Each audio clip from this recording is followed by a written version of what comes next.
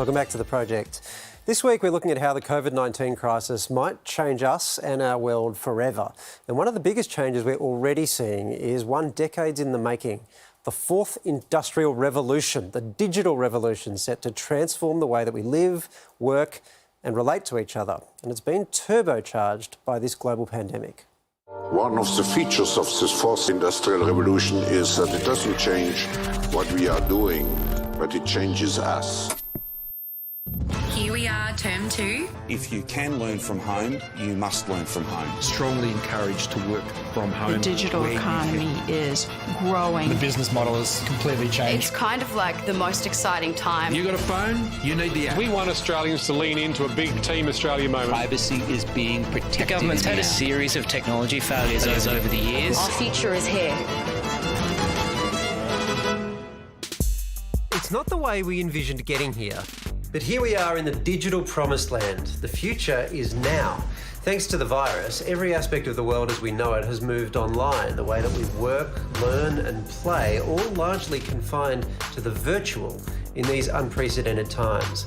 And it's given us a glimpse into what could be if we continued down the path of digitisation. In so many ways, technology has been a godsend. If this pandemic had happened 10, 20, 30 years ago, society wouldn't have been able to keep functioning the way it has. Vital things like groceries delivered to our door, virtual doctor's appointments, the chance to work from the safety of our homes. If you look at the evolution of working life in a country like Australia, there are usual major changes after each major upheaval. I think as a result of this change in crisis, we'll see a further push back into households. Yep, get comfy work from homers. This is a trend that could be here to stay. There's a lot of pluses. One is the flexible work day. So it might be 3 days working from home, 2 days working from the office.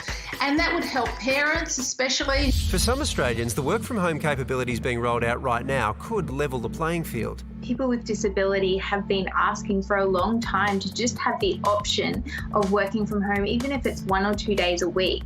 Previously, employers just haven't been open to looking into that. It's been put in the too hard basket. And unfortunately, that's meant that people with disability have been left without employment.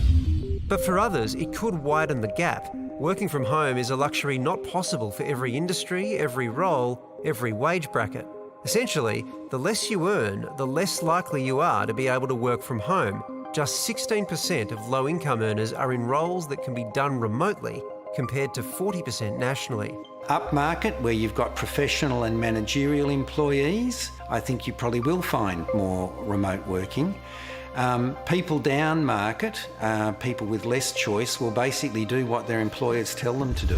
And as some of us are now learning, the work from home life isn't always all it's cracked up to be. I think the main challenge that you come across working from home is just feeling a little bit isolated. The reality is that your whole home turns into your workplace. So you never actually leave work. So you never get to have that mental rest. Speaking of never getting that mental rest, virtual schooling, anyone? It's a shocker. That's not working too well. Parents by now will be starting to get familiar with the pitfalls of online learning, and yet it's a model universities have been working towards for a while. Now, just about all university courses are fully online. Which is how you end up with a scene like this. A professor delivering a lecture to an empty theatre because all the students are online. And that is the plan working. That's the kind of future universities were seeking until suddenly they had it all at once. At universities like the University of Sydney, international enrolments are now down 17%, domestic 5% under target. People are looking for a personal experience by and large. They want to have a connection with their tutors. But most importantly, students learn a lot from each other. And the research backs this up, showing online students perform substantially worse than those in traditional settings and are more likely to drop out. Which brings us to this little virtual reality. Our social lives have been drastically turned upside down since the COVID-19 situation has unfolded. I mean, not being able to go over and see family and friends has been a huge shock and adjustment. Tony, I can see you when you're We can all see you!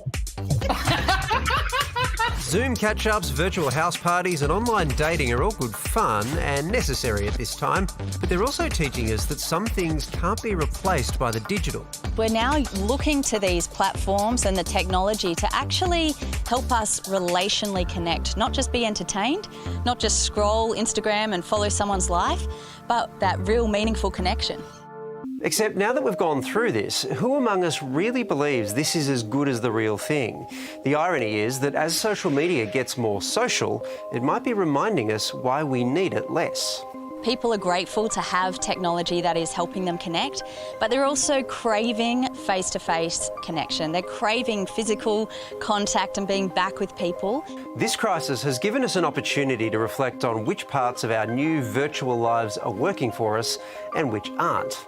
Remember this? One of the features of this fourth industrial revolution is that it doesn't change what we are doing, but it changes us. For too long now, technology has been changing us, how we interact with each other as we work, learn and play. But getting a glimpse of what that looks like in the extreme has made us realise what's missing from that equation. Real, face-to-face, human-to-human connection. And while there's no doubt when all this is over, we'll have better tools than ever to live virtually, we're now discovering we may not want to. I think we'll find that we'll know when the digital revolution has happened because Mum and Dad will be able to get both their heads in on the Zoom call. Yeah. I think that's when we'll know. Funny at the beginning of this, I thought Zoom and house parties, like, this is incredible. Now, I can't believe I'm saying this. I'm craving a meeting, a proper meeting with people sitting in a room where by the end of it, I'm not exhausted trying to process it and watch all the different screens. Like, I'm finding it quite hard. I don't know. It may work for some people, but if you cannot get out of the house at least a few hours a day to go face-to-face and interact with people, I don't know how people do it from home the whole time.